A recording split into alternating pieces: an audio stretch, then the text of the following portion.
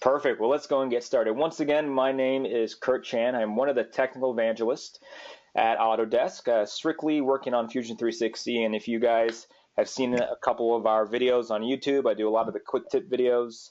I'm glad to see you guys are followers of Fusion and using Fusion. And our goal today is to really expand that knowledge about what we can do within Fusion, specifically on the CAM side, and now diving a little bit deeper more on the lathe side of things. Well, I know a lot of the content we do focus on is milling.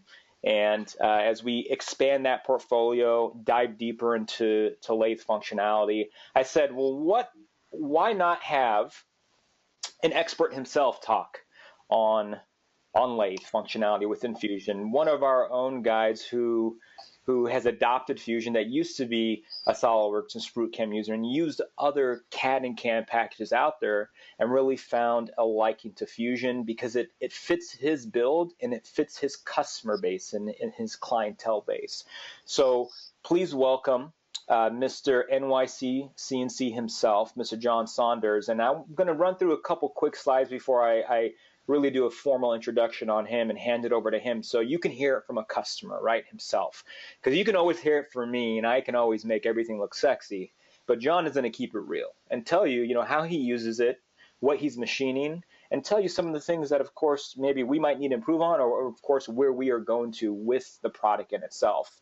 If you don't know John, he has a great following on YouTube, not only around, what he does every day, from just helping out people understand CNC machining, from Wednesday widgets to now he started this new Fusion 360 Fridays because he's adopted and loves the program. But his users love the program too. So if you haven't checked him out, haven't seen some of his quick tip videos, definitely take a look at them. I consider him the next best video maker aside from myself. So I'm just joking. But he creates some great content out there, and I think that's key. Aside from what he does from his YouTube channel, one thing I do want to point out is, what he's been doing too for the community. John has now moved into I'm going to call it a 100,000 square foot new building that's strictly focusing on CNC machining, but he's offering training to not only get up to speed on Fusion, but to understand machining. And I think that's very valuable. You look at people like myself, who is a mechanical engineer that's not a CNC machinist by trade. And it's great to go to one of these events, and we all have a passion for making things, and this is where he gets nitty-gritty. So I'll actually be out there for his April 1, as well as he's actually going to be having a big open house around his new shop. So if you guys are interested or in that part of the hemisphere, come on out, take a look at it. We're going to have a great party, big open house, cut some parts. Key thing is to bring a part that you want to make or program, and we're going to be doing workshops around Fusion. As well as we're going to be actually doing a raffle. What we've done is the Fusion team has donated a MacBook Air, which of course Fusion runs on the Windows base as well as Mac, and we're going to be giving away, on top of that MacBook Air, brand new, we just ordered it, a 3-year license of Fusion 360 Enterprise, right?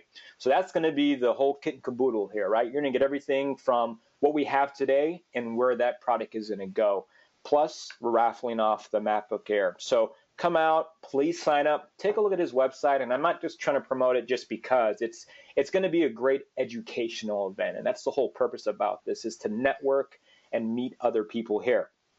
So with that said, let's dive in. And I like to always focus on 3 key subjects. If you guys ever sat in one of my presentations or met me at AU and sat in one of my classes, these are the 3 key things I like to focus on: educate, collaborate, and CAM, because nothing starts without being educated on where we're going with our product and what we're doing to really disrupt the industry with Fusion.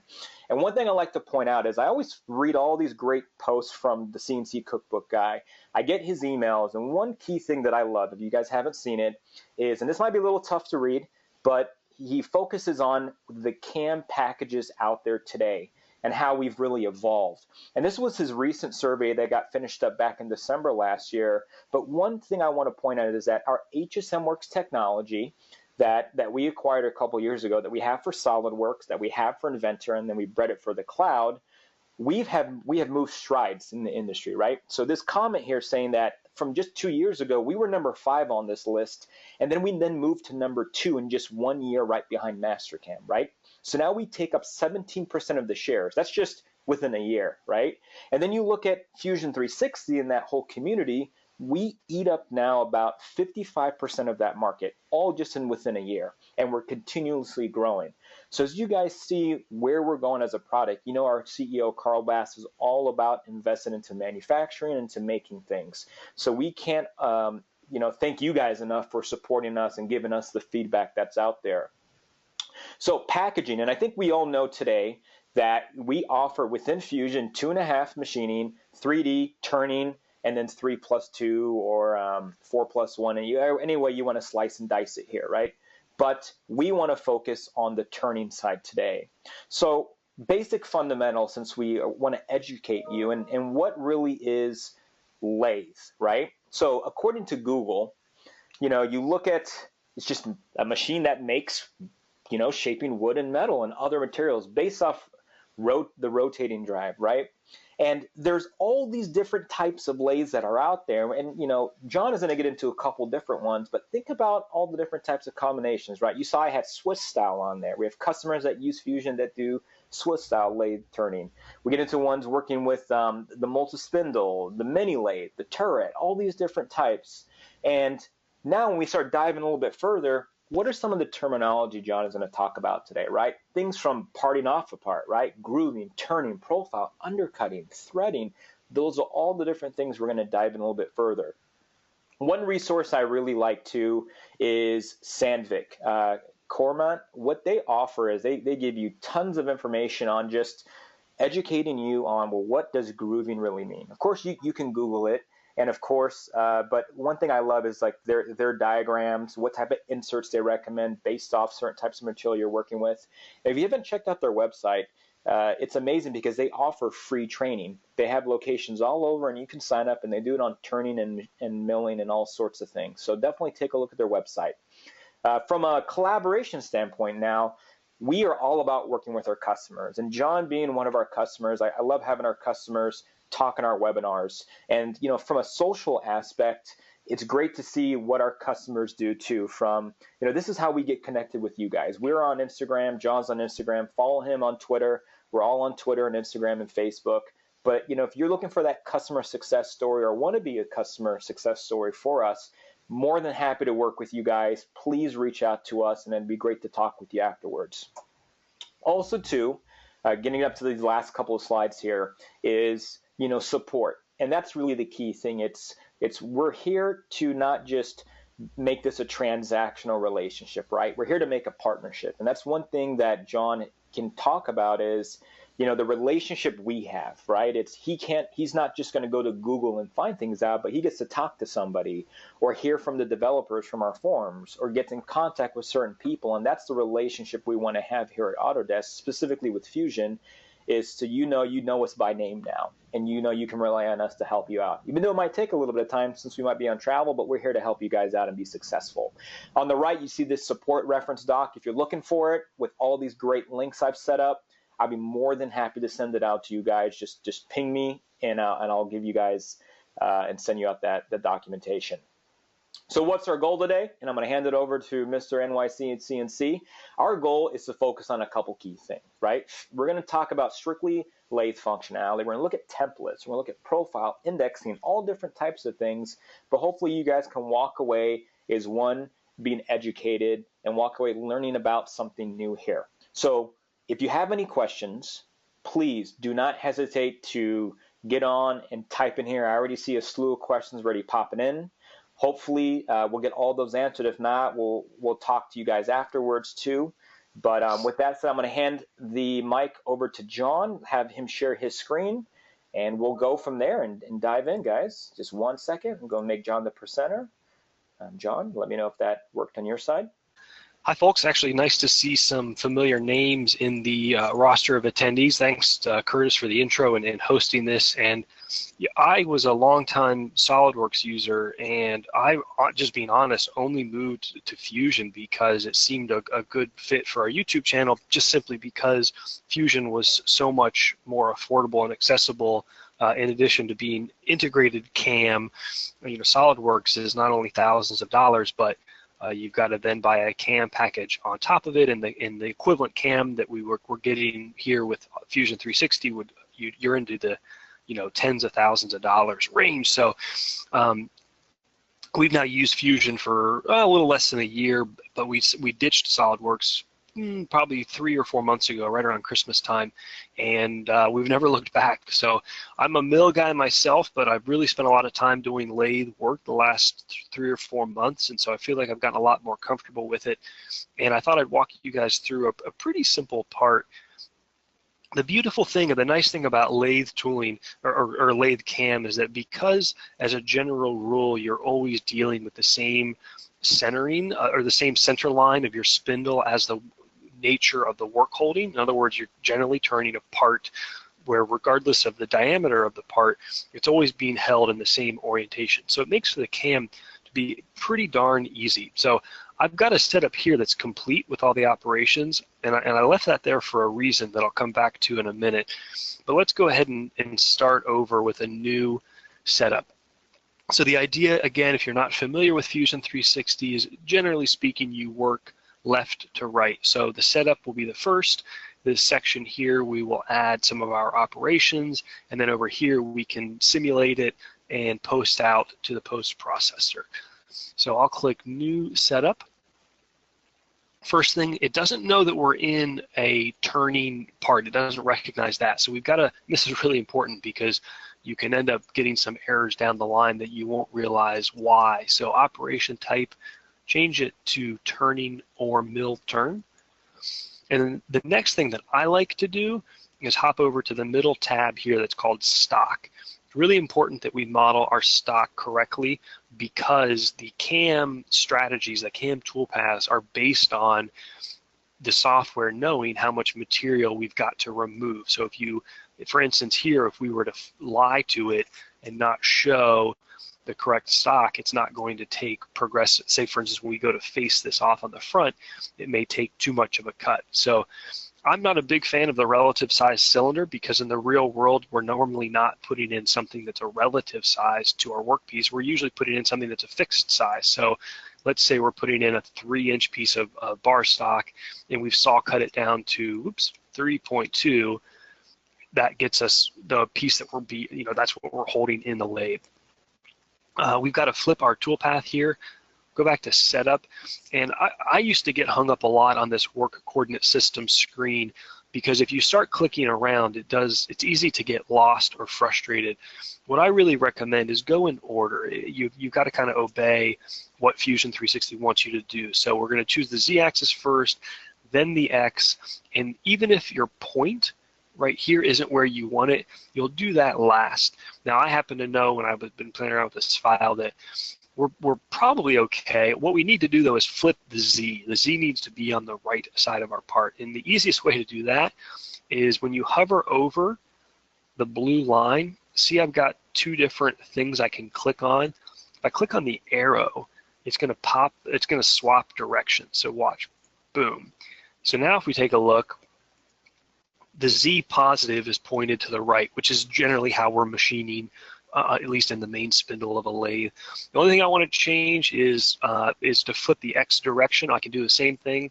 I'll click on that arrow, and now we are all set. Technically, I wouldn't have even had to do that because it's a round part, but it's nice to have your toolpaths oriented to this top view just when you're poking around. One thing that we don't need to do with this particular model, we don't have any features like, for instance, a hex head somewhere that's causing this part to be something we may make in a lathe but has some non-cylindrical features on it.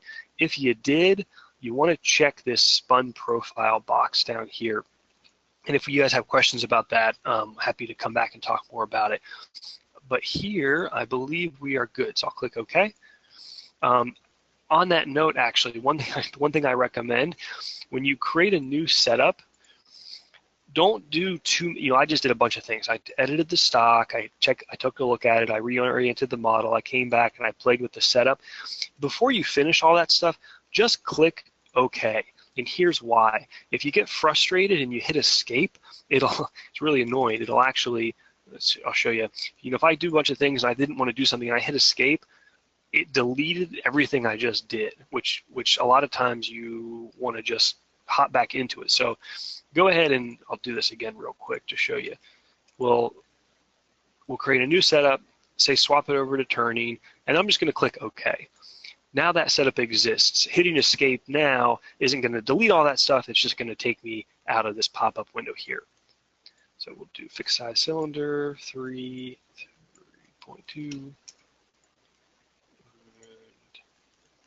Boom. Just that easy. First thing to first, turning face. Generally, we face the workpiece off. I'm going to select Fusion 360 actually has a really good default lathe tool library, and lathe tooling is pretty easy, but it can also be intimidating or tricky to set up. We actually did, not to self-promote, we did do a YouTube video on lathe tooling. I'm happy to post the link to that later. But if you're just trying to get started, poke through the sample library because it's got your basic OD and ID boring tools and so forth. So we're just going to use this sort of like a CNMG or CNMT holder, click OK. And here's the cool thing. I can just click OK. I don't have to do anything else for a facing operation. You can see the strategy where it's coming in and facing off, and I'm a big fan of simulating along the way. Click play, and like so. Good. Next thing I would do is turning the profile. So turning profile, it picks up the last tool that we had for the face, which is perfectly acceptable. And I'm also a big fan, just click OK. It's not the final toolpath, but work in baby steps. You know, I'm not a trained machinist. I'm a self-taught guy, and you can get hung up if you try to bite off more. Sometimes you'll get an error and it says cannot generate toolpath, and if you've changed 6 things, you don't know what exactly happened. So we do have a bunch of problems here. The first thing that jumps out at me is where it's doing this odd, in cutting down here. Don't want to do that. So if we edit this toolpath, I happen to just know from having done this, you want to uncheck allow grooving. And I know that doesn't look like it would be a groove, but it is. So sorry, I don't know what to tell you. So it doesn't go in anymore, but it's still looking at, remember how we modeled that stock? It's looking at how much stock is in front of the part, and it's trimming it away, but that doesn't make any sense because we just faced it right here. So fix for that is to go to the second tab, just called geometry, and we'll enable rest machining. Rest machining means exactly what it says. It machines the rest of what hasn't been machined. So if we check that, it should stay out of that area here. Awesome. Now it's more up to personal preferences in terms of your machine horsepower and the finish and so forth. I'm going to go into the passes tab, and this is one thing I don't love. The nomenclature here isn't perfect. Step over in this instance is basically the last depth of cut for the finish pass. So I'm going to change that down to 10th thou to make sure that we get a nice thin finish pass without too much tool deflection. It should leave a better surface finish. And if you look, that's what we get. So it's going to take roughing passes. We can turn the stock on here. Watch. Oops.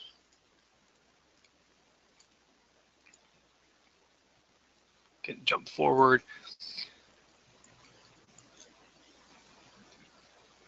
And one final cleanup pass right there. That should only be a 10th thou radial depth of cut. Next thing I'm going to do is to groove this guy out, and turning groove. Again, they've got a couple built-in grooving tools, which is nice. Click on tool 6. You do want to be really pay attention, obviously, to what your grooving tool actually is in terms of its thickness. So again, I chose the tool. I'm just going to click OK. We get a terrible toolpath, but I would rather start here and work in than try to tackle it all at once. So if we take a look, the problem is it's grooving everywhere, which is generally not how you would machine this part or use a grooving tool. We really only want to groove in here. There's a feature here called Confinement, and it can mean both confinement as well as expanding the area. I'm going to confine it. And one of the things I just learned a few weeks ago, and actually I want to mention that the Fusion 360 team has a really good support program where you can send in problems, and I couldn't figure this out because I was choosing the confinement as the band here, which to me makes sense. You don't want to do that. You want to pick the confinement as opposing walls or faces. So this is how you want to pick the confinement. Click OK. We get our toolpath, simulate it. I like to simulate without the stock to take a look at what it's going to do. Okay, comes in, comes down. If you look, it's not doing what I want. In fact, it's never coming to the full radial depth. It's leaving quite a bit, and that's no good. So I don't understand why this is the case, but you want to choose rest machining. I can't explain it, but that's the trick here. And now it's actually a little bit hard to see. The blue line is almost embedded inside the solid model. If we turn the light ball off, you can, you can't even still get a really good view of it, a little bit better. But now if we simulate it, you'll be able to quickly see the toolpath goes exactly where you want it. Here we go.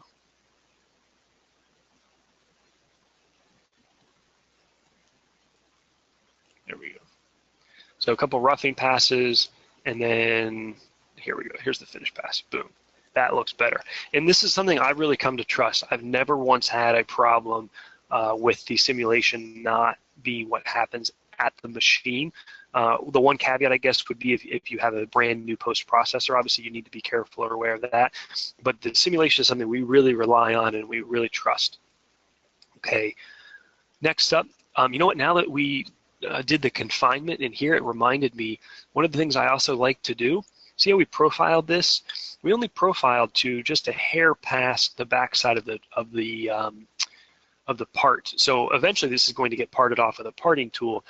And if we have a piece of raw material that's way thicker, I would rather get rid of that material with this current tool, this pretty rigid profiling tool, than waste time with a slower, less rigid parting tool. So in the profile here, let's edit, go to confinement, and this is a good example where confinement has nothing to do with confinement, but rather this backside offset. So if we add, say, 0.15 inches, take a look. I'm going to drive that profiling toolpath straight back another 150 thou, which will clean off that area, which lets me to be a little bit more efficient with my parting tool.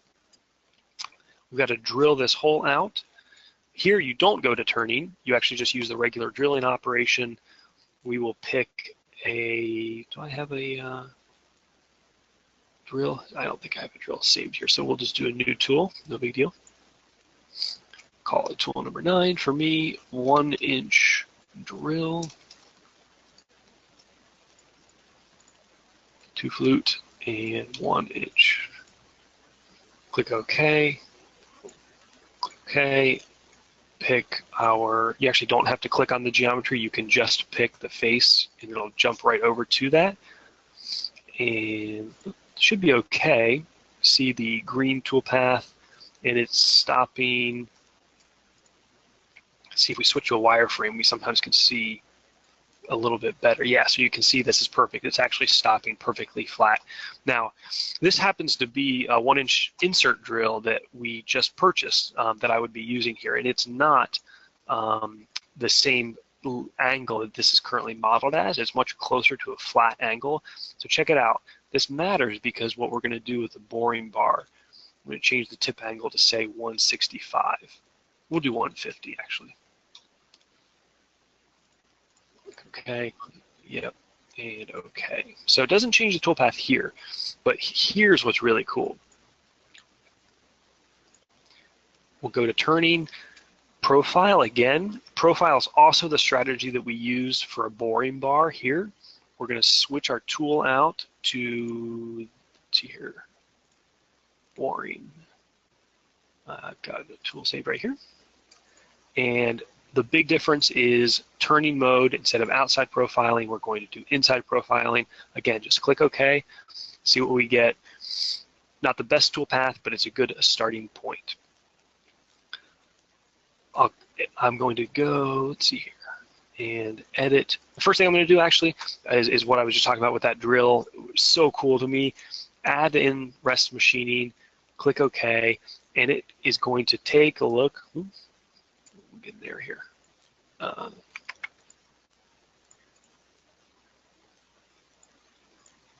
Okay, well, I'll come back to that. It will eventually here take, actually, hey, I'll show you why I left this setup up here. So it's really, a really cool feature is that I have this working correctly up here. So we're gonna, at the end of this, talk about templates, which are a way to save these toolpaths and reuse them, which is really good for lathe work because lathe work is so often similar, unlike mill work where fixturing changes and the parts change. Lathe work has a lot of similarities. So I'm going to click on this profile here that I know works, hold down Control, click on this one, which I'm getting an error on, right click and do compare and edit, and take a look. There's a ton of information here, and it's one of those times where you want all that information because not only can I compare, but I can actually make the edits right here. Just be careful you don't get them confused. So the first one, yeah, this is the one that works. This is the one that doesn't work. And you can even see the differences. So let's just start changing stuff. I don't want to allow grooving and confinement. I do, but I've got to pick that stuff. So I'll make a note to that. That I know I need to take a look at, and so forth. Click OK. And let's edit this now. So we'll do the heights. The heights, I think, are much easier to deal with if you just switch to diameter, or if you're comfortable, by all means, rock on, but sometimes I think it's easier to say, okay, here, if I hit I know that this is a 1.5 inch diameter hole. So when I go to profile this, all I want to do is profile out to say here we go, diameter. 1.55. That's going to set the outer diameter just outside of that hole. The inner radius we'll say is 0.9 because we know we've already drilled it to 1 inch. And the clearance we'll say is a diameter well is 0.75. Click OK. Let's see what we get now. Okay, so much better. Now we've got a toolpath that makes more sense. The last error is invalid home position. So this one took me a while to figure out. I think what I'm about to do will fix it. It's the first option here. It's called Go Home. And this has to do with one of the scarier things to me as somewhat of a newer guy to lathe, at least in relative to mill. When you're running boring bars in blind holes, it can be pretty nerve-wracking. And sure enough, we see here, it's doing all the work out here, which is good, but then why the heck is it coming all the way back here and retracting out? Because a lot of times you may have a boring bar that's a lot bigger, and that would cause the back side of the boring bar to crash into the wall of the part back here. No good. So if we edit this option right here, we can turn off or say don't go home. Let's see if that fixed it. It did. Awesome. That makes me feel good. And what else did I want to show? Oh, we can quite easily turn single points threads. Like let's say we wanted to thread this area right here.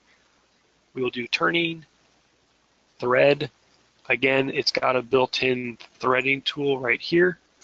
The geometry, we'll pick the face, pretty darn easy. And the only thing, I think they're going to work on this, Curt can maybe chime in. I know we talked about it a few months ago. Right now, you've got to put in the thread depth and the thread pitch. So you would grab your machinist handbook or a drill tap type chart that showed your major and minor diameters and put in the depth, say 0.02, in the thread pitch. If it were 1/4 20, that would be 1 divided by 20. Click. Actually, you can hardly see the toolpath. Isn't that so cool? It renders it real time. Now, same thing. I want to run this past, so I'm going to do a backside offset of 0.2. 0.15 is plenty. Click OK. And I think if we even simulate it, it's going to show that, which is pretty darn cool. I'll click Setup. That's going to simulate everything. Click Simulate. Turn on my stock. But now all I want to do is watch the thread. So if I click on the thread now, it's going to rapid through the other stuff. And now when I hit play, we should see our threads come about. And sure enough, we do. There we go. Awesome. Yep. So that's pretty much it. The last thing you would do is just turning part, and this one's real hard, folks. You just click OK, and you're done. Mm-hmm. And just a quick point out too, John, is that I loved what you did with, one big thing that comes up is, well, I don't want to re-simulate everything and have to, especially if you're going through an operation at the very end, it's great how you can select the setup, then go select that last operation in the setup, and it hops to all the simulation already and shows that last one, which is fantastic. But we're working on different things too to make the simulation a little bit more, I won't say user-friendly, but just more intelligent. Also, too, I know people ask about that reference document, and I actually added it. If you look at handout in the GoToWebinar, I actually attached it as a handout, so you can go through and download it there with all the references that I was talking about in the presentation. So just to give you guys a heads up there. Back to you, John. Awesome. That's good timing, Curtis. The last thing I really wanted to show folks is what I mentioned about templates. Templates are the single best thing that has ever happened in the history of CAM, in my opinion. I'm going to take these up. These are pretty, I think everyone can agree.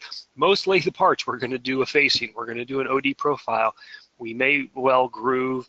Very common to drill, bore. These are all very, very common things. I'm going to click the first one, hold down Shift, click the last one. I'm going to right click, and I'll say Store as Template. And I'm going to call it, I'll just save over my existing one, which is Saunders Machine Works Lathe Template. Click Save. Now here is what is amazing. I'm going to do a new setup. We'll do turning with fixed size cylinder, 3.2. Flip my axes so they're correct. So I've just basically created a new setup with the correct stock and the correct work coordinate system. Click OK. So let's say this is a job shop that comes in, or a customer part, or something you want to take a look at. Right click on the setup, do create from template, choose that template you just made, and this is a file that you can even share or back up or save. It's just amazing. For some reason they don't auto expand this, which I think is kind of funny, but they're there. Take a look. Generate toolpath.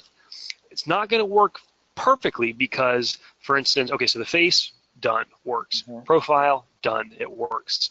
Groove, somehow worked. I don't know how that does because it shouldn't even know the confinement. Maybe it's because we had rest machining on. I guess that's it. Yep. The drill, no big deal. I've just got to go tell it what the hole is. So pick the hole, done. Threading, I've got to go in here and just pick the face, the thread face, done. I have just created the whole CAM strategy for that part in, 20 seconds. So I'll leave it at that.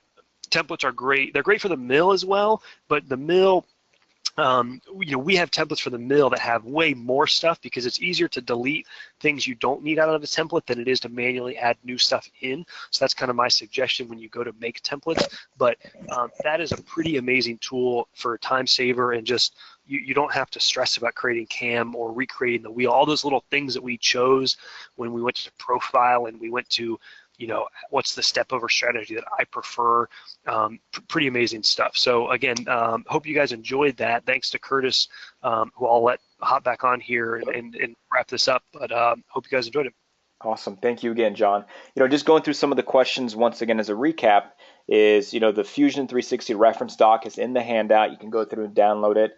A question that did come up was around the webinar being recorded or where it's going to be posted. And this webinar is being recorded, and we will post it to our Fusion 360 YouTube channel. So look for that either later on this afternoon or early tomorrow morning, but we should have it there.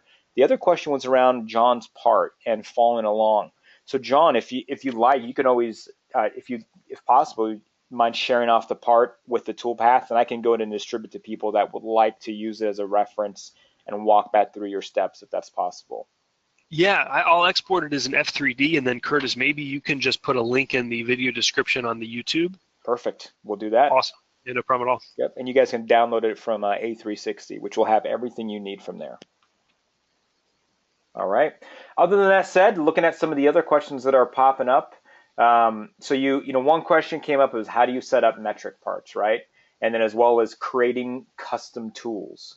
So John, if you wanted to take a quick quick, I know you did a YouTube video on talking about custom tools for inserts, but I don't know if you wanted to walk through that, or we can take that offline and work with some of those questions a little bit later on. It's up to you. Sure. Real quick, the metric inch thing is actually pretty phenomenal. You know, this part was created in the model or CAD side of Fusion 360. It was done as a revolved sketch. So if you're not familiar with that, this is all that the CAD file is. It's this shape here, and all that you do is you go into if you were in that sketch, you would choose create revolve, and you would revolve that profile around an axis, and that's a pretty amazing way to create some pretty complex turned parts very easily. So the CAD software doesn't care whether it's inches or metric, and in fact I could even take this 1.4 inches and say 30 millimeters, literally right there.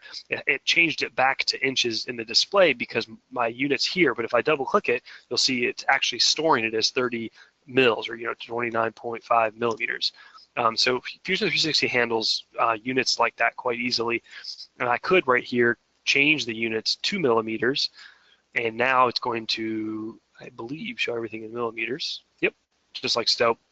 And then from a CAM side, you do need to be conscious of what you want in terms of how you program your tooling, your feeds and speeds, and your G20 versus G21 in terms of the controller. But it's as simple. In fact, literally this morning I was working on a robo drill mill for school, and everything was in millimeters, and I don't work in millimeters, but it was not as simple. I did everything in inches, and then at the very last minute switched to millimeters, and when you post it out, it will do that in millimeters. In terms of custom tooling, my guess is you're not going to like the answer, which is we can go to tool library and we can do a new turning tool, and we did a video on this, so I'm not going to go into it very long, but you can pick all of your standard carbide insert technologies. So, VNMG, CNMT, CCGX, all that stuff is here, and it's quite easy to walk through it. What unfortunately you cannot do right now is a proper form tool. So you can't model say you custom ground a certain shape. You can't model that shape in a CAD package, or even take a solid model and import that as a form tool.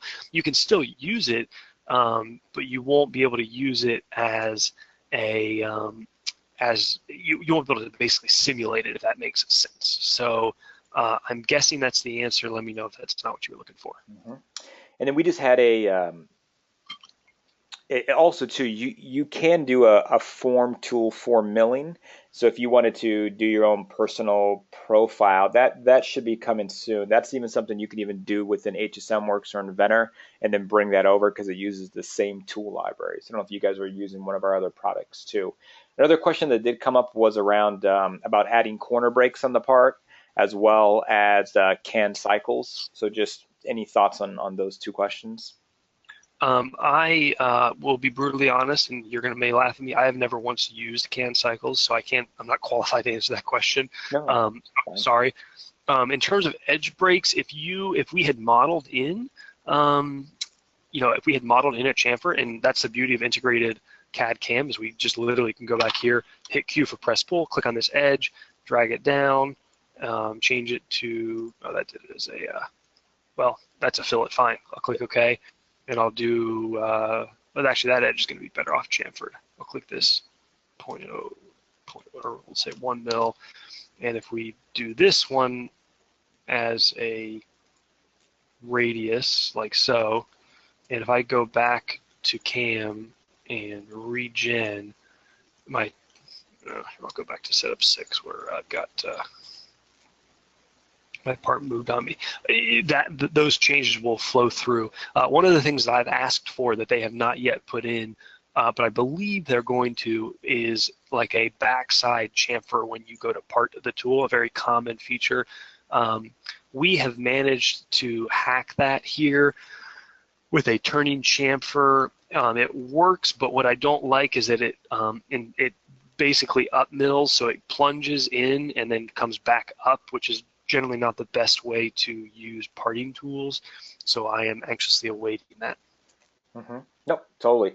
You know, I'm seeing a flood of questions come in, which is awesome. I know another one that they come in is one question is around can you set up raw stock libraries? And not yet. So one thing to keep in mind is that our library is ever evolving. So we're adding more and more functionality as we go through. The long-term vision here is to where you can you can go and just pick your material and it will filter out based off the material you're using, the type of machine and the feeds and speeds you have, give you all the tools that you have in your library to work with that type of material. So there's a long roadmap for how we want this library to be state of the art. When it comes into raw stock libraries, you know, one thing I do love to do is I like to create a separate folder of all different types of stock that if I go to like, you know, maybe machinablewax.com or go to, you know, one of these other companies and buy stock, I'll have them modeled and I'll insert that stock into my file. So then it's always referenced. So from there is I kind of built my own library that I can reference back to that has all this traditional size stock that I work with. Because me, you know, I'm not like John where I have access to multiple Tormachs. I mean, I have a lot of desktop CNC machines that have very basic size stock, right? So I can have all those dialed in, and that's my way of working with a library feature. So hopefully that helps you out. I saw the other question around form tools. That is one of the biggest things that's coming out here. I know it's not a fluid workflow today as how it is in HSM Works and Inventor HSM, but that is coming. It's on our list. I mean, you can take ones from milling and do a copy paste and edit the tool specifically, but everything is there from dovetail, from slots to everything. You can take, copy, paste, and edit those specific tools in our library. What else we have here? Posts. John, if you'd mind just going and bringing up a new web browser, if that's okay, just a web page. And I would like to show them where we can go to access our post library that we have on our website. Yeah, I brought a screen up. It's telling me move this window away from the shared application, so I may have shared the wrong thing. Oh, no worries. Well, just to give you guys a heads up, is I'm going to type it in the chat dialog box here. But if you go to cam.autodesk.com/posts, POSTS, that's our cloud post library, if you guys are not familiar with it. So what that means is that you can go type in Haas, whatever Haas you're looking for, whatever more you're looking for lathe-wise, and it'll give you the latest and greatest post, as well as tell you how old that post is. So the thing to keep in mind, though, is we have a slew of post processors for mills, right? We still are working on all the traditional ones for a lathe. Like we have the Haas, we have the Tormach, we have a couple. I think we have a couple DMGs out there, Amoris too. So we're still building that library out, but that's a great resource that's always getting updated by our post team with all the latest and greatest post processors.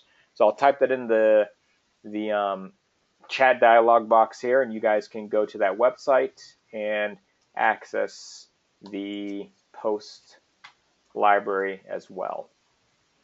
Other questions that are popping in. I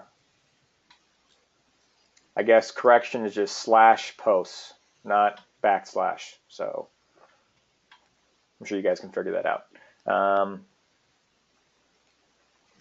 Other than that, it looks like we covered all the questions. I mean, we have about a couple minutes left. If there are any other questions, please feel free to reach out to myself or John. Take a look at, I know John did an awesome video on some of the tooling for lathe. Take a look at that video too, and we have a lot of tips and tricks on our website as well. With that said, thanks again, everybody. Look for this to be posted later on today, early tomorrow morning, so you guys can recap, as well as a link to download this part, and you guys can interrogate it, try it out, test it out on your machine if you have a lathe for that 23% that said that they do. And with that said, let's see the last question coming in. Everything looks good.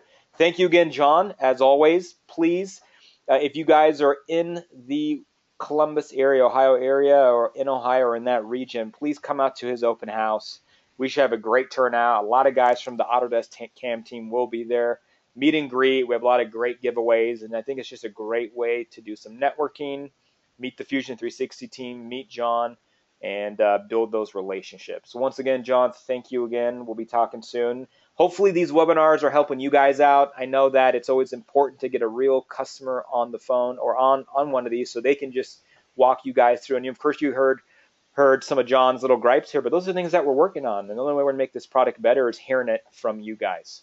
So no more questions that came into the queue.